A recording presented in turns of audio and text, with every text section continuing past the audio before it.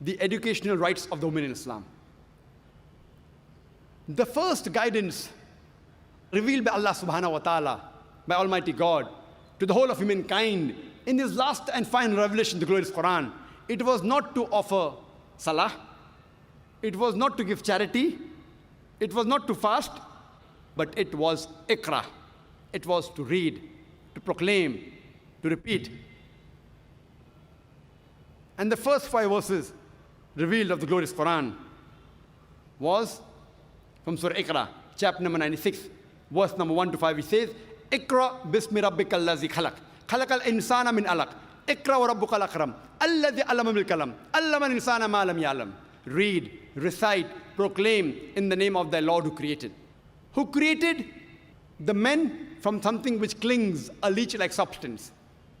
Read in the name of the Lord who is most bountiful, who taught men the use of the pen, who taught men that which he did not know. The first guidance given by Allah subhanahu wa ta'ala in the Quran, it was to read, and it was to both male and female. Our beloved Prophet Muhammad said, it's mentioned in Sahih Hadith of Ibn Majah, Hadith number 224, the beloved Prophet said, Ta'laqul ilm faridatun ala kulli Muslim. It is obligatory on every Muslim, man or woman, to acquire knowledge. The Prophet specially told the parents to educate the children, especially the daughters. It is the duty of the husband to give education to their wife, especially religious education.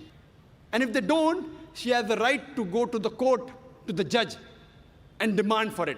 If he cannot teach it himself, he'll have to send her and see to it that he educates her. There is a chapter in Sahih Bukhari, when one hadith, the woman, they approach the Prophet, and they tell him that you're always surrounded by men. Why don't you give us a special time?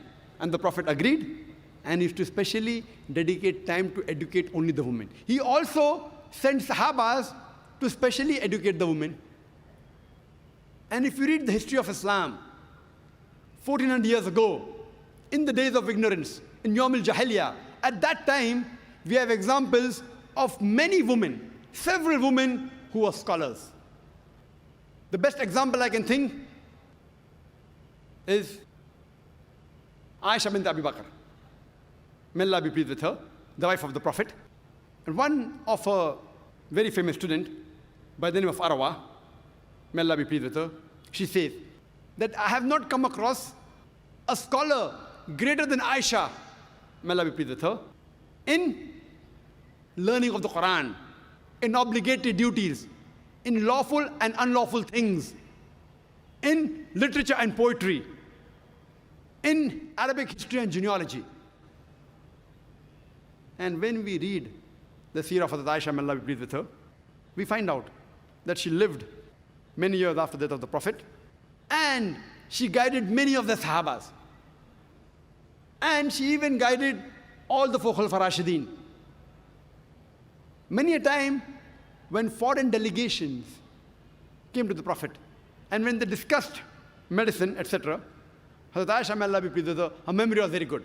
She used to memorize them. She was also an expert in mathematics. And after the demise of the Prophet, many of the Sahabas came to her, especially while dealing with Mirath, while dealing with inheritance, because she was expert in mathematics.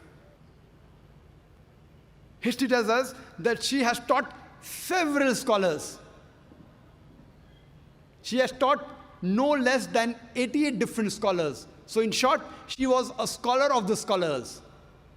And only on her authority alone, there are no less than 2,210 hadith reported.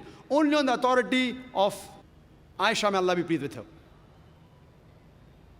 We have the example of Salma, may Allah be pleased with her, who was the wife of the Prophet. And according to Imam an-Nawawi, she was the most intellectual woman amongst the learned women. And according to Ibn Hajar, he calls her as an authority. We have the example of Safiya, may Allah be pleased with her, who was the wife of the Prophet. And Imam an-Nawawi calls her as an intellectual woman. We have the example of Fatima bint Qais, who was one of the Sahabiya of Prophet ﷺ. But she was so learned, and the immense knowledge she had, that once there was a discussion on issue of fiqh, and she had a point of view, and Hazrat Aisha, may Allah be pleased with her, and Hazrat Umar, may Allah be pleased with him, they objected, but they could not prove her wrong. Imagine in the days of ignorance, in Yawm al-Jahiliyyah, there were several women who were scholars. At that time, people were hardly educated, and imagine we have examples of several women who were great scholars.